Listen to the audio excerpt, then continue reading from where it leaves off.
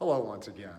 I'm Greg Smart, pastor of Pikeville United Methodist in Pikeville, Tennessee, and welcome to Ash Wednesday. Welcome to Lent. If you're anything like me, you have had plenty of conversations with people this year, and whether it was with one friend or with a group of friends, you may have found yourself talking about current events, current issues in our world. And why not? There's been plenty to talk about. And as you talked about them, as you mentioned the reasons that those were a problem and why they were concerning, you probably also came up with some interesting ideas that could help alleviate some of those problems. And all in all, it was an interesting conversation, which probably broke up when somebody had to go. They had an appointment elsewhere, or they just needed to run. At that point, it is very likely that somebody in your group said, well, now that we have solved the world's problems. That comment, of course, was facetious, and people either chuckled or nodded, knowing exactly what it meant. Because it's kind of an admission that the problems of this world are very likely more complicated than we know, and that we're not really in a position to do anything about those problems, at least not nationally and certainly not globally. And yet, at some level within us, we think that the ideas we had, the solutions we offered, are going somewhere, that there's something to them, that they have potential.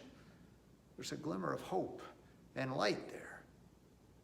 And why not? We're smart people. We're conscientious people. Well, if you are still harboring those kinds of thoughts, that you could really offer some helpful ideas to the world's problems if somebody would just ask you.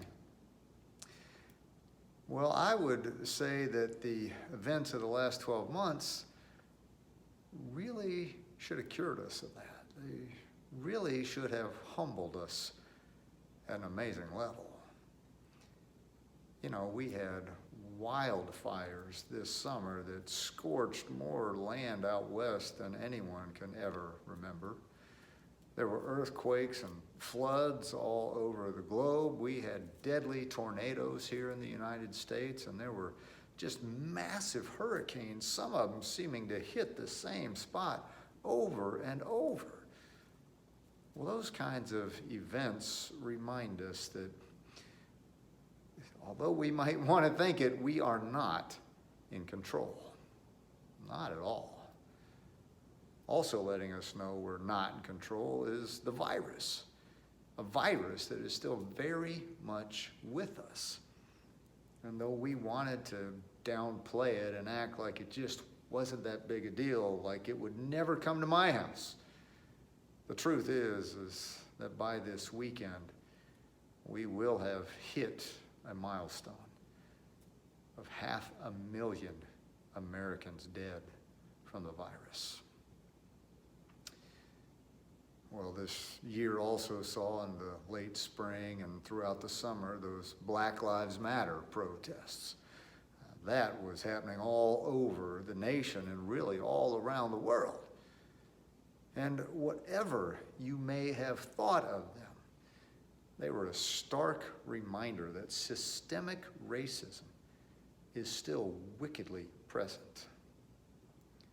That's just one of many issues that has us divided in this country, more so than at any point in my life. We saw that markedly during a very contentious election season, an election that just wouldn't seem to end. And then on January 6th, we watched as a mob invaded violently our capital. We watched in horror events that we thought only happened in other countries. Do you still think you have all the answers? Honestly, these last 12 months were so humbling that Ash Wednesday is almost redundant. You know, the point of Ash Wednesday is to remind us that we are not God. We are only mortal. We are like the palms that we wave on Palm Sunday, and then they wither, they dry up, and eventually they become so much dust. That's the arc of our lives as well. I mean, the truth is, very few of us even get a century on this earth. And with that kind of lifespan, we are certainly not God. We do not have God's wisdom. We do not have God's power. We do not have God's love, and we certainly don't have God's patience. Ash Wednesday reminds us of all this, that we are but mortal. And because we are mortal, we need God's hand to shape us. We need God to form us. And that really is what Lent is about. Lent is a season of formation after the formation Jesus underwent in the wilderness for 40 days. And the hope is that after our 40 days of Lent, that we too will come out of it having been formed even more into God's image. Well, as you spend time reflecting on Ash Wednesday today, as you enter this season of Lent, I would ask you to spend time thinking about those areas in your life that really need forming. What are the areas that really need to be shaped more and more into God's image? Areas that you may not be happy with at all, and you know need that help. After you have identified at least one area, ask God. Ask God to shape you. And maybe more importantly, let go. Release control so that God has free rein to shape those areas that you've mentioned. And then afterward, maybe write down what you thought about. Lent is a sacred season, and Ash Wednesday is its beginning, a time when we remember that we mortals need the shaping hand of our God.